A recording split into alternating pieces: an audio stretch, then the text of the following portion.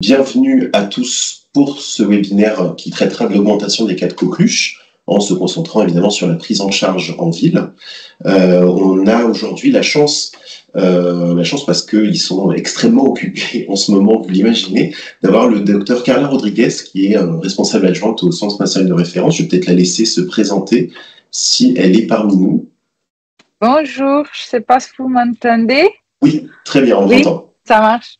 Donc, bonjour déjà, merci beaucoup pour l'invitation. C'est vraiment un sujet de l'actualité. C'est vrai, on est un petit peu débordé côté CNR. On n'a jamais vécu de temps comme ça. Et voilà, ça ne semble pas se calmer. Pas pour le moment. On n'a pas encore de prévision que le nombre de cas va se calmer, mais on va voir ça dans la présentation. On va voir ça ensemble, ouais. Et donc, le docteur Rodriguez répondra aussi à vos questions. N'hésitez pas à poser vos questions dans le chat pendant la présentation que l'on va faire. Et puis, on aura un temps d'échange pour pouvoir répondre à ces questions par la suite. Merci, docteur Rodriguez. Alors, on va commencer tout de suite. Donc, voilà, pas de surprise, c'est un sujet qui est extrêmement actuel en ce moment. Vous avez forcément dû en entendre parler, vos patients vous en ont parlé, c'est quelque chose qui inquiète les patients. Une petite introduction rapide sur les deux bactéries, donc Bordetella pertussis et Parapertussis. Ce sont des cocobacilles gram négatifs, dont le seul réservoir connu est l'homme. Et donc, il y a plusieurs choses qui sont source de problèmes, on va dire. Le premier, c'est qu'ils ont une contagiosité qui est très importante. C'est une transmission aérienne par gouttelette et avec un R0, donc un nombre moyen de nouveaux cas par patient infecté de 15 à 17. Un patient va contaminer 15 à 17 personnes en moyenne. Il y a une expression qui peut être prolongée jusqu'à 3 semaines après les premiers symptômes, voire même plus en l'absence de traitement. Il y a malheureusement un autre problème, des formes graves qui sont possibles. Elles sont liées à plusieurs facteurs, la sécrétation de toxines, certains facteurs de virulence, la susceptibilité de l'autre. Toujours est-il que les infections graves de coqueluche sont la première cause de mortalité par infection bactérienne communautaire avant l'âge de 2 ans de vie, avec des taux extrêmement importants de mortalité variant entre 60 et 80%. Le dernier problème, c'est qu'il y a un portage asymptomatique ou peu symptomatique chez les adolescents et les jeunes adultes qui entretient cette transmission de la maladie, donc cette épidémie. Il y a une évolution cyclique, comme on va le voir sur les schémas, qui est de 3 à 5 ans de cette bactérie-là. Parfait. Commençons donc par l'épidémiologie récente des infections à Bordetella pertussis. On va commencer par la situation en Europe. Donc voici là les données de l'European CDC, donc l'European Center for Disease Control, qui montre qu'il y a une augmentation depuis mi-2023 dans plusieurs pays d'Europe, qui s'est accentuée là depuis début 2024. Ce sont des données arrêtées là en fin mars, donc elles ont encore évolué depuis. Il y a plus de 30 000 cas en Europe. À droite, vous avez le nombre les tranches d'âge avec l'incidence par tranche d'âge. On voit que après la baisse pendant le Covid, où la maladie était dormante comme d'autres maladies respiratoires, il y a eu un rebond important, particulièrement chez les adolescents, chez les jeunes adultes. Mais comme on voit en deuxième position, on a les enfants de moins de 1 an. Et malheureusement, ce sont eux qui sont les principaux porteurs du fardeau de la maladie. Alors, quelques quand même bonnes nouvelles. Le Danemark, par exemple, qui a été un des premiers pays à avoir cette resurgence, cette épidémie, puisque ça a augmenté dès août 2023. Ils ont quand même une épidémie qui se calme actuellement, en date du février-mars 2024. Donc eux, c'est en train de se calmer. Comme on voit sur ce schéma qui représente, chaque courbe représente une année. Donc la courbe rouge représente l'année 2023, et vous avez en abscisse les âges. Donc c'est principalement chez eux, encore une fois, les adolescents, les jeunes adultes qui sont le réservoir de transmission. Et une bonne nouvelle, c'est qu'ils avaient moins de cas chez les moins de 1 an. On va voir ce qu'il en est chez nous. Donc chez nous, avant 2024, vous avez ici le même genre de courbe, avec en abscisse les âges. Et vous avez donc chaque année, les plus bleus représentent les années les plus anciennes, et les années les plus rouges, c'est quand on se rapproche vraiment juste avant le Covid. On voit que il y a eu un peu un shift des cas qui sont maintenant essentiellement chez les enfants de moins de 5 ans, avec vraiment un pic juste avant 5 ans, comme on va le voir, juste avant les rappels de vaccination par coqueluche acellulaire. Actuellement, où est-ce qu'on en est? Donc ici, vous avez une courbe qui retrace vraiment les pics épidémiologiques depuis vraiment les années 2017. Donc on voit à nouveau la baisse du taux de positivité, du nombre de PCR positives aux alentours de la période Covid. Il y a eu un petit rebond vers 2022, comme on le voit, et voilà, 2024, on a une augmentation très importante qui dépasse le pic de 2017, avec un taux de positivité vraiment important des PCR. On a eu beaucoup de cas, et c'est vraiment quelque chose d'assez exponentiel qui augmente et qui a vraiment beaucoup de charges sur le Centre national de référence. En ville, on voit qu'il y a une forte augmentation de l'incidence des cas de coqueluche qui sont vus en médecine générale ambulatoire, qui est pareil, ça a commencé vraiment là à partir de janvier, et puis ça s'est fortement accentué à partir du mois de mars, et ça continue d'augmenter. Donc c'est une situation qui est évolutive, qui continue d'augmenter actuellement. Au niveau du réseau Renacoq, qui est un réseau en fait qui va recenser les hospitalisations de nourrissons de moins de 1 an, on voit que, donc ici vous avez toutes les années depuis 2010, on voit qu'il y a déjà 80 hospitalisations d'enfants de moins de 1 an depuis le début de l'année, et on a eu malheureusement des nouvelles assez inquiétantes récemment, puisque Santé publique France a communiqué là au 28 juin, il y a eu 17 décès depuis janvier 2024, dont 12 nourrissons de moins de 2 mois, donc des nourrissons qui n'ont pas encore été vaccinés par vaccin contre la coqueluche notamment. Il y a parmi les autres aussi 3 personnes de plus de 85 ans. Il ne faut pas oublier que ça touche aussi l'autre extrême de la vie. Donc voilà, vraiment un nombre de décès quand même assez important, et un nombre d'hospitalisations également important, dont des nourrissons en réanimation. Maintenant, parlons du diagnostic de la coqueluche. Un petit QCM pour vous questionner. Quelles sont pour vous les propositions vraies concernant le diagnostic et le traitement de la coqueluche? On va corriger ces réponses après avoir fait le point. Est-ce que pour vous, la PCR est indiquée chez un patient qui serait suspect de coqueluche et qui est contact d'un cas confirmé, un patient qui vient vous voir, il a une symptomatologie compatible, il a été cas contact d'une personne qui a une coqueluche avérée, est-ce que vous faites une PCR chez ce patient? Deuxième proposition, est-ce que, par exemple, si vous recevez des grands-parents qui ne savent pas, ils ne se rappellent plus s'ils ont été vaccinés ou s'ils ont fait la maladie et qui vont garder un nourrisson, est-ce que la sérologie peut permettre de savoir si ces patients, par exemple, sont protégés contre la coqueluche? Troisième question, est-ce que le traitement de première intention de la coqueluche, de l'infection à Bordetella pertussis, et la clarithromycine et non-azithromycine en première intention? Est-ce que l'alternative, s'il y a une contre-indication au macrolide, est le cotrimoxazole? Et enfin, est-ce que l'antibioprophylaxie, pour vous, est indiquée chez un nourrisson qui est cas contact, même si la maman a été vaccinée correctement durant la grossesse? Est-ce que si ce nourrisson a été cas contact de la coqueluche, est-ce qu'il faut quand même mettre une antibioprophylaxie? Pour répondre à ces questions, donc on va voir tout ça ensemble. D'abord, un petit rappel sur la présentation clinique, d'abord un petit peu d'audio.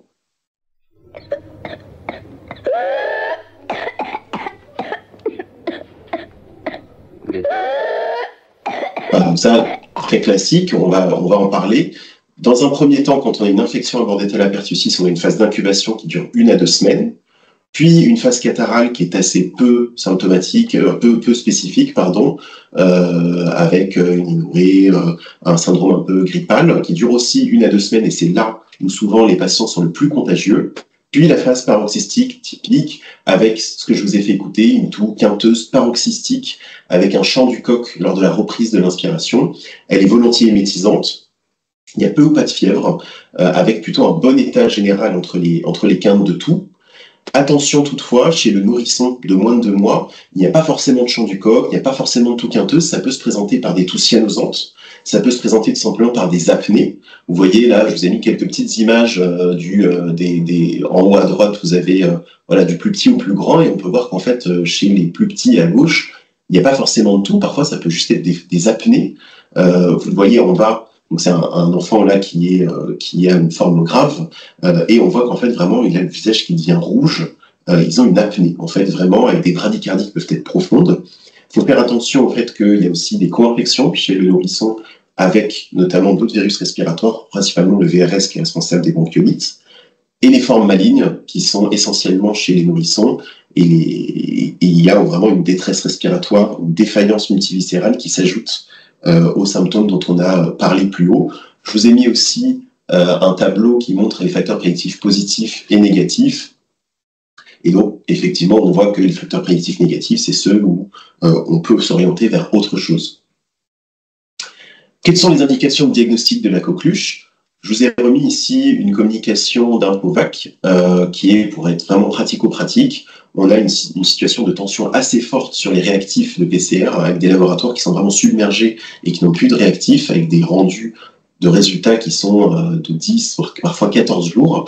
Donc il faut rappeler d'abord qu'il n'y a pas besoin de faire de PCR si le malade est symptomatique depuis plus de 3 semaines. Au-delà de 3 semaines, il n'y a pas besoin de faire de diagnostic de PCR chez le patient. Il faut plutôt aller chercher dans l'entourage de ce patient, qui est donc le cas index, pour essayer de traquer un entourage qui a des symptômes et aller faire une PCR chez ces personnes-là. Tout malade avec un symptôme qui évoque la coqueluche et qui est contact d'un cas qui a été confirmé biologiquement, pareil, pas besoin de faire une PCR, il faut directement, c'est ce qu'on appelle un cas épidémiologique, il faut directement se dire que c'est ça, et donc on part sur le traitement qui peut être prescrit sans test. Et enfin, les patients qui sont considérés comme contacts proches ou occasionnels asymptomatiques, comme il l'était par exemple pour la Covid, pareil, pas besoin de faire une PCR de diagnostic. D'emblée, la sérologie, elle n'a plus aucune place dans la stratégie diagnostique de coqueluche. C'était une des questions, déjà elle n'est plus remboursée.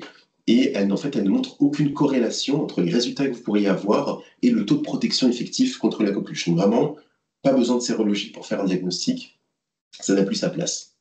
Maintenant, quand est-ce qu'il faut faire ce diagnostic par PCR? Donc les PCR, elles sont indiquées chez d'abord les nouveau-nés, les jeunes enfants non ou non complètement vaccinés, donc vraiment ceux qui n'ont pas encore eu le schéma complet, ceux qui ne sont pas encore vaccinés puisqu'ils n'ont pas encore l'âge pour l'être, un épisode de toux quinteuse évocatrice, ou alors avec des apnées, comme on a vu une présentation, il n'y a pas de notion de durée. Il faut vraiment y penser, avoir la PCR, puisque c'est eux qui sont vraiment le fardeau de morbimortalité de la maladie. Ensuite, les enfants vaccinés, les adolescents, les adultes avec une toux donc de plus de 7 jours sans autre cause. On n'a pas retrouvé de toux inflammatoire post-infectieuse, il n'y a pas de contexte d'allergie, d'autres choses qui pourraient nous orienter ailleurs. Une toux de plus de 7 jours, donc en éliminant ça, avec une dernière vaccination de plus de 3 ans, puisque comme on va le voir, la vaccination malheureusement ne confère pas une protection au long cours, c'est une protection qui est limitée, même à titre individuel. Il faut aussi penser et faire la PCR. Ceux qui sont vaccinés depuis plus de 3 ans, ça rentre un petit peu en contradiction avec ce qu'on a dit plus tôt, mais c'est vraiment une subtilité un peu plus au cas par cas ici. Quand un patient est vacciné depuis plus de 3 ans, depuis moins de 3 ans, pardon, excusez-moi, donc a priori qu'il a une protection individuelle, mais qu'il a une toux depuis plus de 7 jours sans autre cause et qu'il est un contact d'un cas confirmé, plutôt que de traiter pour vraiment épargner les antibiotiques, sinon on est plus dans une considération d'épargne antibiotique, on peut passer par la PCR, mais vraiment ça va être plutôt du cas par cas, puisque comme on l'a vu, les cas il serait un cas épidémiologique, donc il faudrait traiter. Vraiment là, on rentre dans des choses un peu plus cas par cas. Enfin, en avant-dernier, quand on est dans l'entourage proche d'un nourrisson qui a moins de 5 mois, donc qui est incomplètement vacciné, là pareil, il faut être assez systématique, avoir la PCR facile, puisqu'il faut vraiment protéger ces nourrissons-là. Et enfin, évidemment, les patients immunodéprimés qui présentent des symptômes compatibles, même chose, il faut avoir la PCR assez facile. Je vous mets la dernière phrase qui, pareil, et traduit vraiment des tensions qu'il y a sur les laboratoires. Si la pénurie se confirme, il n'est pas exclu vraiment de limiter encore les indications de la PCR pour pouvoir vraiment favoriser les cas où elle est vraiment nécessaire.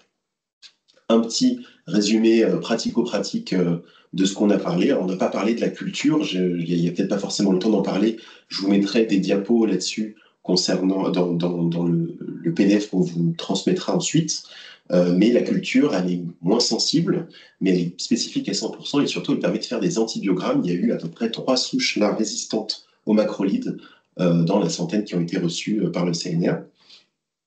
Donc, pour corriger le début de la question que je vous ai posée, la PCR n'est pas indiquée chez un patient qui a des symptômes compatibles avec la coqueluche et qui est contact d'un cas confirmé, puisque c'est un cas épidémiologique et qu'a priori, on peut se dire qu'il a la coqueluche, et donc il faut tout de suite partir sur le traitement sans attendre un résultat.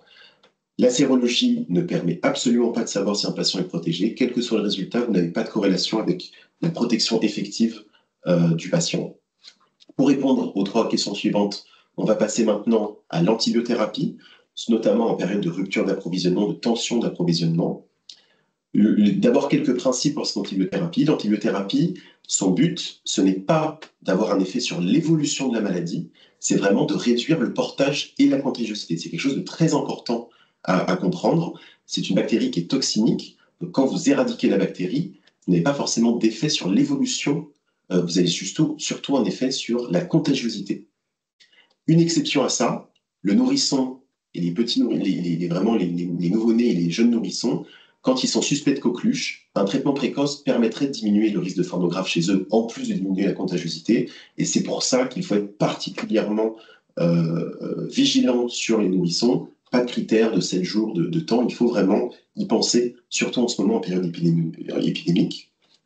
Donc c'est un traitement qui se prescrit comme pour le diagnostic, c'est dans les 21 jours.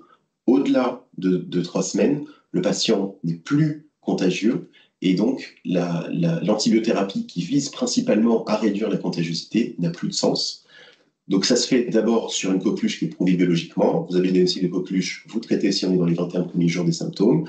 En l'absence de diagnostic biologique, comme on l'a dit, d'abord les cas épidémiologiques, on retourne sur ce qui avait été dit avant. Un patient symptomatique, contact d'un cas avéré est un cas épidémiologique, on traite si on est dans les 21 premiers jours. Et ensuite, je remets le paquet, les nourrissons. Dès que vous avez une forte suspicion clinique, vous faites la PCR, mais vous le traitez tout de suite, puisque comme on l'a vu, on peut réduire le risque de forme grave. L'antibiothérapie, c'est celle-ci. Comme c'était une des questions qu'on vous posait, l'antibiothérapie de première intention, c'est la clarithromycine et non l'azithromycine. Alors, l'azithromycine est classée comme antibiotique critique, donc qui a un impact important sur l'écologie du patient, mais aussi et surtout, on a eu en ce moment une tension d'approvisionnement sur l'azithromycine en ville, notamment en sirop. C'était censé revenir à la normale en juillet 2024. A priori, il est quasiment impossible que ce soit le cas, puisqu'on a énormément de cas de coqueluche, donc une tension qui se poursuit. Donc, s'il y a une contre-indication macrolide, c'est bien le cotrimoxazole qui est l'alternative à partir de 6 semaines, puisque il ne peut pas être utilisé chez les nourrissons de moins de 6 semaines. Et enfin, s'il y a une rupture de stock, à partir de 25 kg, on peut faire plutôt utiliser de l'érythromycine, cette fois-ci pendant 14 jours. Pourquoi à partir de 25 kg? Puisque les formes galéniques qui sont adaptées aux enfants de moins de 25 kg et aux nourrissons n'existent plus, ne sont plus commercialisées. Chez l'adulte, même chose, clarithromycine en première intention pendant 7 jours, azithromycine pendant 3 jours, et en cas de contre-indication, cotrimoxazole, cette fois-ci pendant 7 jours. Et vraiment, en cas de rupture de stock, on peut aller sur l'érythromycine pendant 14 jours. Encore une fois, on vous transmettra ces diapos. La prévention secondaire, donc l'antibioprophylaxie dans un premier temps, elle se fait sur des sujets contacts proches, s'ils sont mal ou pas vaccinés, ou si la vaccination date depuis plus de 5 ans, puisqu'à partir de là, le taux d'anticorps a diminué et la protection individuelle n'est plus assez suffisante pour se dire qu'il n'y a plus possibilité d'avoir un cas. Selon le même schéma, donc c'est le même schéma que l'on vient de voir pour l'antibiothérapie curative. Pourquoi on fait ça? Parce que ça diminue la contagiosité. Donc en 3 à 5 jours après le traitement, on a une diminution de la transmission, et donc un patient n'est plus contagieux, et à ce moment-là, il peut retourner en collectivité, et surtout, ça va vraiment casser la transmission qui est très importante de cette bactérie, au-delà d'éviter pour les nourrissons les formes graves. L'éviction des cas scolaires, alors voilà, ça c'est la théorie, la pratique parfois est compliquée, mais il est recommandé de faire une éviction des cas scolaires tant que le diagnostic n'a pas été infirmé. Heureusement, c'est les vacances scolaires, puisque les délais pour avoir cette confirmation étant de 10 à 15 jours, ça aurait été très compliqué de gérer ça en ville. Et une fois qu'on a le diagnostic confirmé, pas de scolarisation avant 3 ou 5 jours de traitement, de 3 jours pour l'azithromycine, 7 jours pour la clarithromycine. et une éviction de 3 semaines si on ne traite pas, puisqu'on ne diminue pas la contagiosité. Et donc, on a, comme on a vu, ces 3 semaines de contagiosité, c'est long. Il faut évidemment éviter au maximum le contact avec les nourrissons, en particulier ceux qui ont moins de 6 mois. Et comme on l'a vu, c'est une maladie à transmission gouttelette. Donc lavage des mains et surtout port du masque. Très important. C'est quelque chose auquel on ne pense pas forcément, mais vraiment porter le masque dès qu'il y a le moindre doute pour casser aussi cette chaîne de transmission. Pour corriger donc la suite du QCM, effectivement, c'est bien la clarithromycine en première intention et non l'azithromycine qui est en deuxième intention. L'alternative est bien le cotrimoxazole. Et donc, un nourrisson qui a contact, même si la mère a été correctement vaccinée pendant la grossesse et donc qu'il est protégé, s'il a un contact, il faut quand même faire une antibioprophylaxie puisque on va limiter potentiellement les formes graves. Passons maintenant à la stratégie de la prévention vaccinale. C'est quelque chose de très important, qui est fondamental. Je vais rentrer dans les détails de pourquoi cette stratégie a évolué, notamment vers la femme enceinte. Je pense que c'est très important que l'on soit en mesure de comprendre pourquoi et donc d'expliquer aux patients pourquoi, puisque c'est quelque chose de crucial, là surtout avant les JO, les choses qui arrivent. C'est vraiment super important de comprendre les enjeux de cette prévention pour pouvoir l'appliquer. Un petit QCM du coup à nouveau. Quelles sont les propositions vraies concernant la vaccination contre la coqueluche? Est-ce que la vaccination pendant la grossesse est plus efficace que la vaccination après la naissance? Est-ce qu'il faut vacciner l'entourage d'un nouveau-né né à terme, même si la mère a bien été vaccinée à 32 semaines d'aménorrhée? Est-ce qu'on fait quand même cette stratégie de cocooning? Est-ce qu'il est possible de faire un rappel, notamment contenant la coqueluche pour un patient de 26 ans qui n'a donc pas reçu son rappel à 25 ans, s'il est contact d'il y a 7 jours, donc il est possiblement en période d'incubation? Est-ce que la protection conférée après la première vaccination, donc vous savez au 2e mois, elle est de seulement 50% ou pas? Est-ce qu'un patient dont le rappel ne date que d'il y a 6 ans n'a aucune chance d'être suspect de coqueluche, même s'il présente des symptômes? Il y a déjà un petit peu répondu ça. Donc on va pareil rentrer dans les détails, puis ensuite on répondra aux questions. Donc pourquoi on a changé cette stratégie vaccinale vers les femmes enceintes au 2e trimestre? C'est parce que dans le monde entier, il y a eu une ressurgence des cas de coqueluche. En France, c'est dans les années 90. On avait des vaccins qui étaient dits entiers, mais qui posaient des problèmes. On pourra y répondre aux questions, là, pas rentrer dans les détails, mais depuis 2006, on a maintenant en France des vaccins acellulaires. Ces vaccins, ils ont 2 problèmes. Le premier, c'est qu'au niveau individuel, il y a une bonne efficacité, mais elle est limitée dans le temps. Elle est évaluée à peu près à 5 ans. Et on a un impact sur la transmission qui est limité tant d'une personne à l'autre que dans la durée. Donc vraiment, la stratégie d'éradication, elle est illusoire, elle n'est pas possible. Ce qu'il faut faire plutôt, c'est se concentrer sur la protection des personnes qui sont les plus à risque, qui ont le plus de fardeau de la maladie, à savoir les nourrissons. À partir de là, il y a plusieurs problèmes qui se posent. Qu'est-ce qu'on va vacciner? Il faut vacciner les parents de l'enfant, évidemment, la fratrie, les frères et sœurs, les grands-parents, mais aussi la nounou, les babysitters, les amis chez qui pourront venir rendre visite ou qui vont garder l'enfant. Donc vraiment, voilà, on peut élargir, ainsi de suite. Et donc vacciner toutes ces personnes et surtout obtenir une bonne couverture vaccinale de manière générale dans toutes ces populations, c'est quelque chose de très compliqué. L'autre problème, c'est la fréquence du rappel. Comme on a vu, l'efficacité individuelle, elle est limitée dans le temps. Il y a un effet de décroissance de la protection vaccinale, ce qu'on appelle le waning effect, qui s'est d'autant plus accentué avec la simplification du calendrier vaccinal qui a été d'un schéma de primo-vaccination par 3 doses plus un rappel. On est passé à 2 doses de primo-vaccination plus un rappel. Donc, quelle fréquence on met? On a du mal vraiment à avoir une bonne couverture vaccinale en faisant tous les 20 ans, notamment aux alentours de 45 ans. Est-ce que faire un rappel tous les 5 ans permettrait d'avoir une meilleure couverture vaccinale? Rien n'est moins sûr.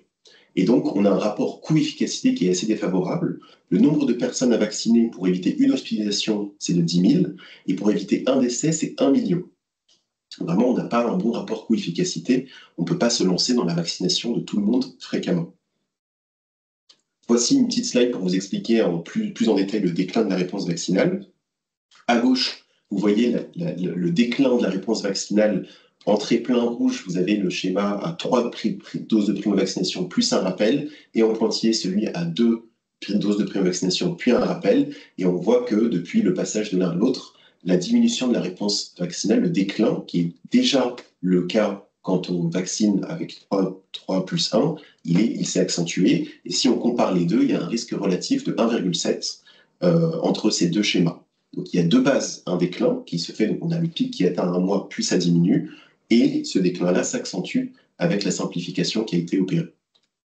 Une solution à ces problèmes-là, ce serait la vaccination père par tome. C'est ça qui a émergé. Ça permet de protéger la future mère et donc indirectement vous protégez le nouveau-né par cocooning, mais surtout vous protégez directement la vraie cible de la maladie, à savoir le nouveau-né, le jeune nourrisson, par la transmission maternelle des anticorps. Donc c'est des enfants qui naissent entre 0 et 2 mois, la période cruciale c'est là où il y a l'essentiel des décès, 12 sur les 17, je le rappelle. Et c'est là où on protège cet enfant et on le protège contre n'importe quel contaminateur. Comme on a dit, vous pouvez avoir n'importe quel contact avec cet enfant. L'enfant est protégé. Quelques données d'impact de cette vaccination-là. Vous avez une réduction de 78% de l'incidence de coqueluche chez les moins de 3 mois, de 60% des hospitalisations de coqueluche pour les moins de 2 mois et de 95% de la mortalité chez les moins de 3 mois. Une stratégie qui fonctionne. Si vous vouliez être sûr que ça fonctionne, je vous donne un exemple. Le pic de coqueluche qu'il y a eu au Royaume-Uni en 2011, il s'est accentué en 2012 avec des cas chez les jeunes nourrissons, des décès. Cette histoire vous dit peut-être quelque chose. En septembre 2012, les autorités sanitaires ont décidé de mettre un programme temporaire de vaccination chez les femmes enceintes entre 28 et 33 semaines d'aménorrhée. Comme on le voit sur le schéma à droite en haut, ils ont obtenu une couverture vaccinale d'à peu près 70% en 4 mois, dès le début de 2013. Et donc, on voit en bas, l'image vaut 1000 mots, l'augmentation très importante chez les moins de 3 mois. Il y a eu une diminution drastique de ce pic épidémique. Donc vraiment, c'est quelque chose qui fonctionne. On a des données en vie réelle, on a des exemples concrets.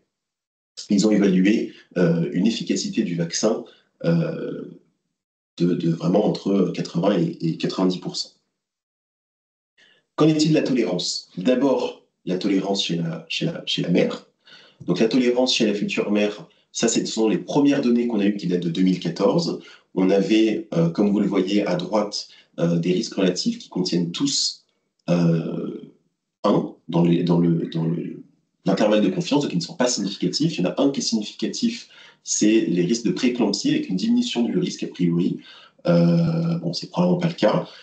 Pour autant, ces données, elles évoluent. On a vraiment, c'est quelque chose qui est étudié de façon importante, comme la plupart des vaccinations dans le cadre de la grossesse. Pour être transparent et vous montrer que c'est des choses qui évoluent, on a eu d'autres données. Donc, par exemple, dans certaines études, notamment il y avait une augmentation du risque relatif d'hémorragie de postpartum chez la future mère. Il y avait aussi, dans quelques études, une augmentation du risque de chorioamniotite. Donc, c'est des choses qui ne se retrouvent pas à chaque fois.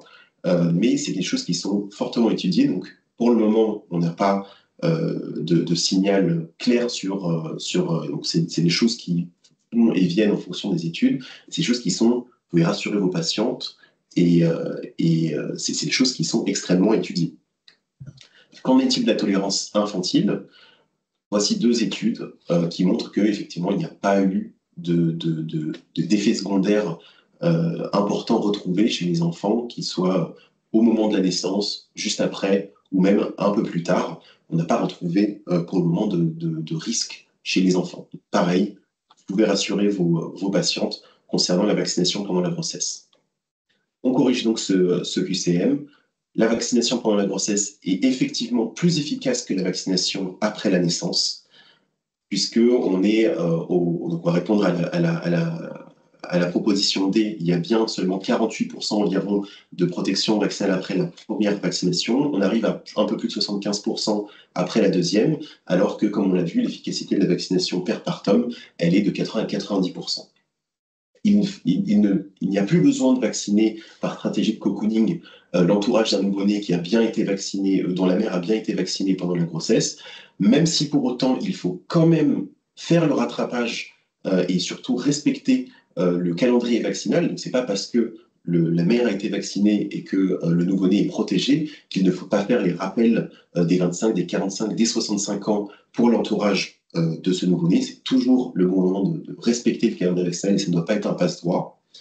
Il est effectivement possible de faire un rappel malgré le fait que le patient est en période d'incubation. Il n'y a aucun risque et aucun effet secondaire rapporté de faire ce rappel-là en période d'incubation.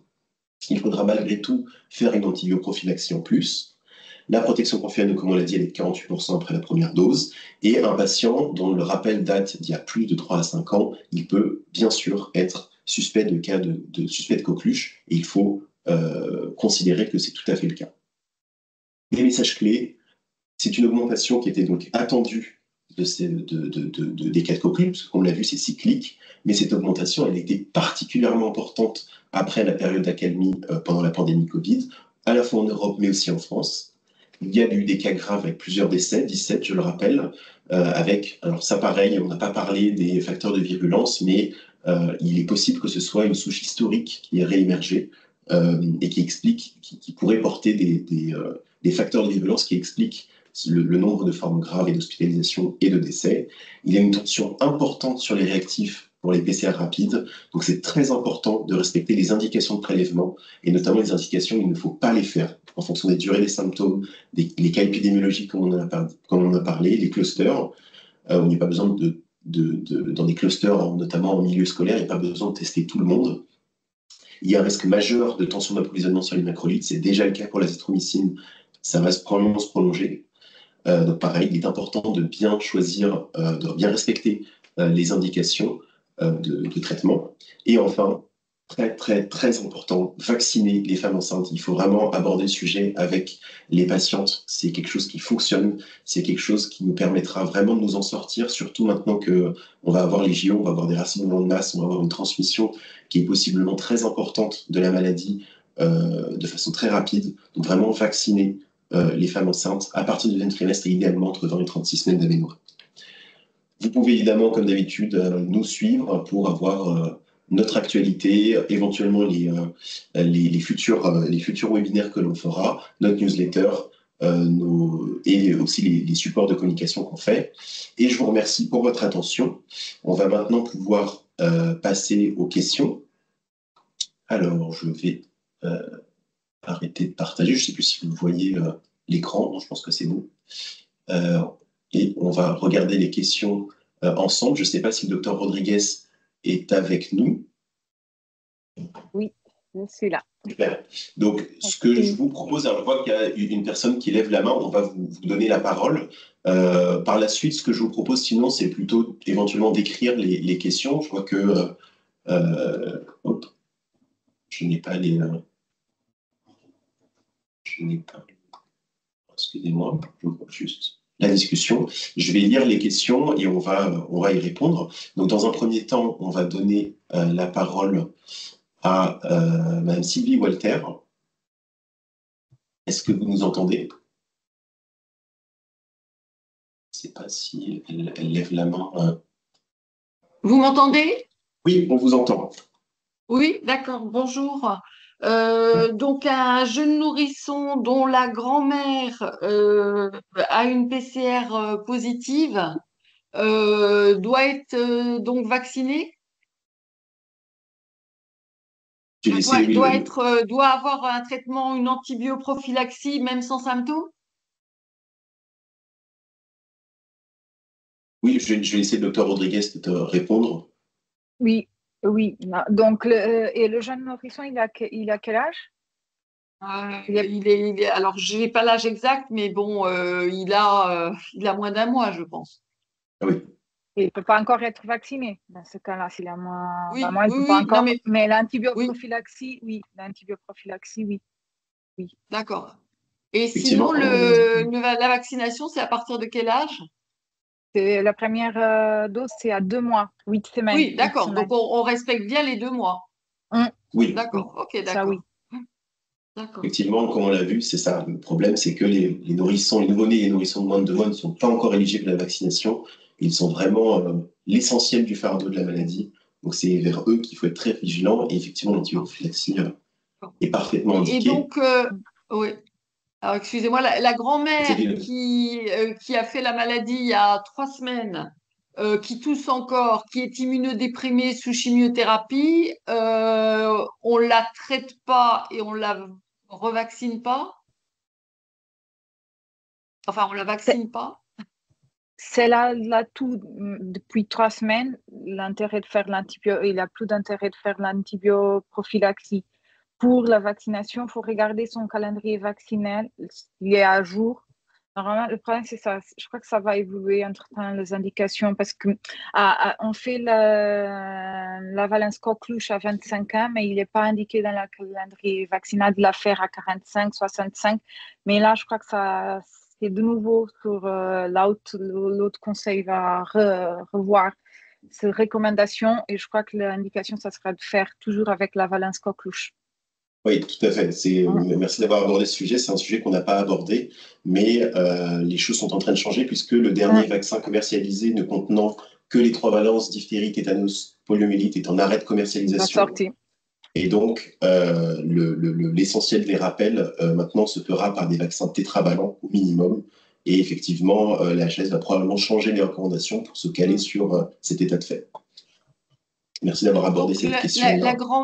Oui, donc excusez-moi, la grand-mère, donc je la vaccine même si elle vient de faire la coqueluche? Si elle n'est pas à jour de son calendrier vaccinal. D'accord, ok, d'accord. Bien, d'accord, merci. Exactement, c'est toujours le bon moment c'est-à-dire qu'il faut suivre, malgré la stratégie de cocooning, de vaccination pendant la grossesse, il faut toujours se caler sur le calendrier vaccinal. C'est toujours important de faire ces rappels indépendamment des cas, indépendamment de l'entourage des patients. Merci pour votre question. On va regarder, il y avait aussi quelques questions dans le chat. Alors, certains n'ont pas pu entendre la toute, zut. Bon, j'étais assez content de mon petit audio, j'ai peut-être pas mal intégré. Alors une question, sait-on si les 12 décès de nourrissons depuis janvier 2024 sont arrivés chez des nourrissons non protégés par la vaccination de la mère?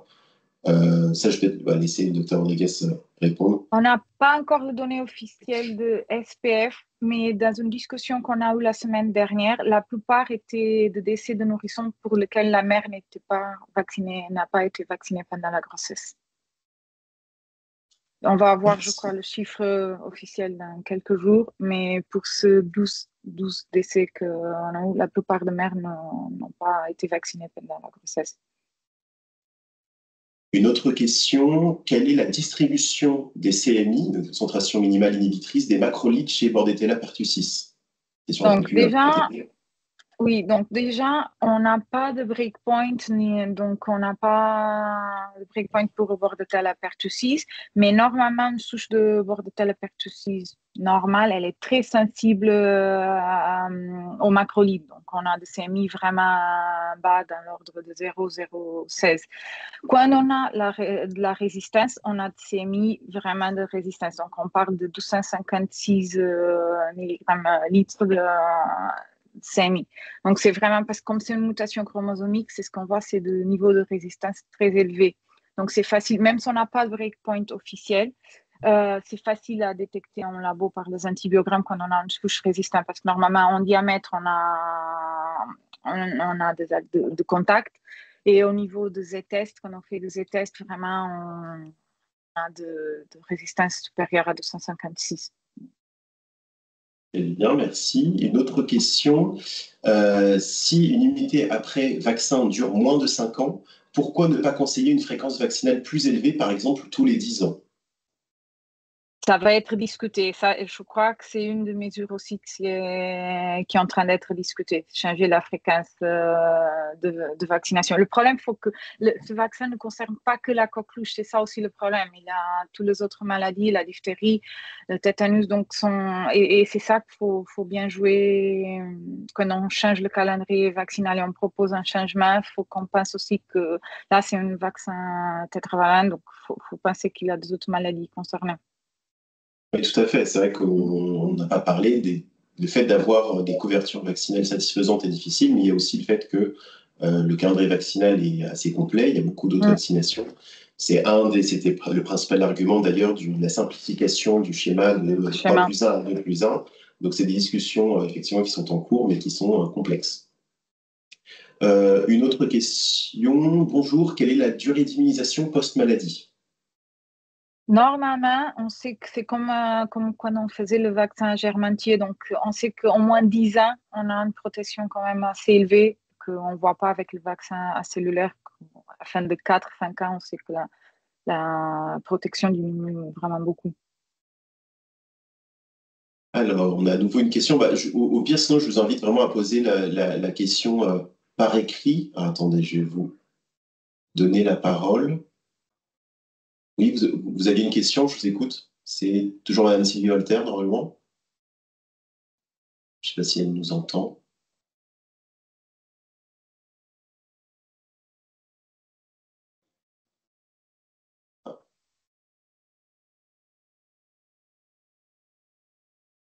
Est-ce On qu'il y avait n'entend pas. d'autres? Non. Je vais voir si elle va se... Ou alors, sinon, poser la question dans le chat par écrit, je la lirai. Est-ce que j'ai oublié des questions? Je pense qu'on a fait... Ah, attendez, j'ai une nouvelle question. La vaccination la vaccination, pardon, de la mère pendant la grossesse associée à une stratégie de cocooning ne serait-elle pas plus efficace pour protéger les nourrissons de moins de 6 mois? Ça, c'est une bonne question. Question vaccination, on n'est pas, c'est pas, j'ai pas la spécialiste avec ma clinique, Julie, ma collègue, mais on sait, en effet, quand on vaccine la mère, l'idée c'est de faire transférer les anticorps de la mère au bébé. Donc déjà, le nourrisson il est beaucoup plus protégé qu'avec une stratégie de cocooning. Donc, a priori, il peut tenir déjà bien jusqu'à l'âge qu'il peut avoir à 2 mois, qu'il peut avoir la première dose du vaccin. Parce qu'on sait qu'à partir du moment qu'il a sa première dose et après à 4 mois, quand il a la deuxième dose, on peut déjà le protéger à 70% presque contre la maladie. Donc, je crois que c'est pour ça que c'est l'idée, c'est vacciner la femme enceinte pour qu'il ait un transfert actif d'anticorps pour le nourrisson. Et comme ça, on n'a pas besoin de faire la stratégie de cocooning pour l'entourage. Le plus important, c'est être sûr aussi que les personnes de l'entourage sont à jour de son calendrier vaccinal. Tout à fait, oui, exactement. C'est-à-dire que ça permet de ne pas avoir à respecter une stratégie cocooning qui est difficile à mettre en place de manière exhaustive, mais ça ne dispense absolument pas de vérifier le statut vaccinal et les rappels de tous les patients autour d'un, même de tous les patients de manière générale, en fait. Est-ce que Madame Sylvie Holter c'est bon pour le micro? Oui. Je vous en prie, posez votre question. Là, vous m'entendez? Oui, très bien. Là, oui. Donc, en fait, moi, c'est toujours la même histoire. Donc, la grand-mère est positive, elle tousse depuis 3 semaines, le grand-père n'a pas de symptômes, les parents n'ont pas de symptômes, le nourrisson n'a pas de symptômes. Je traite le grand-père, je traite le nourrisson. Est-ce que je traite les parents aussi du nourrisson? Je traite tout le monde? Normalement, oui, s'ils sont en contact, c'est ce qu'on considère de contact proche. Donc, l'antibioprophylaxie contre une coqueluche à Bordetella pertussis, c'est de traiter tout le contact proche. Tout le monde, d'accord, ok. Effectivement, s'ils sont dans le même foyer, qu'ils sont en contact proche selon les règles pour les contacts de cas gouttelettes, donc un peu comme ils ne sont pas dans le même foyer. Ils sont pas dans le même foyer, mais ils se sont vus. Ils se sont vus, on retombe sur les mêmes règles que pour, par exemple, la Covid, un contact à moins d'1 mètre pendant plus de 15 minutes, et c'est d'autant plus, c'est plus transmissible que le Covid, il y a un taux de transmission qui est plus important. Si vraiment vous avez le moindre doute, notamment vers le nourrisson, ou pareil, je ne sais pas quel est l'âge des grands-parents, mais s'ils ont effectivement plus de 80 ans, ce sont des personnes qui sont à risque de formes graves et de décès, et donc effectivement, il faut envisager l'antibioprophylaxie. D'accord. Alors, une autre question. Est-il possible de faire la coqueluche 2 fois dans sa vie? Oui. Oui, c'est ce qu'on vérifie en ce moment, surtout que voilà, même avec le vaccin germentier, la maladie, on sait qu'à partir de 10 ans, le taux de protection diminue beaucoup. Donc oui, on peut avoir la coqueluche plusieurs fois dans la vie. Une autre question. Combien de temps avant l'accouchement est-il conseillé de vacciner? Donc, le vaccin, c'est entre 20 et 36 semaines d'aménorrhée. Donc, oui, parce que normalement, il faut donner au moins 3-4 semaines, donc à peu près 1 mois, pour qu'on puisse avoir une production d'anticorps et qu'on puisse le transférer au nourrisson. Exactement, oui. Et c'est à chaque Et à chaque grossesse, c'est pas parce c'est à chaque grossesse phosphatine et pour faire passer ces anticorps à chaque bébé. Excellente remarque que je n'avais pas abordée dans cette présentation, c'est vraiment la vaccination à chaque grossesse. Merci de le préciser. Oui.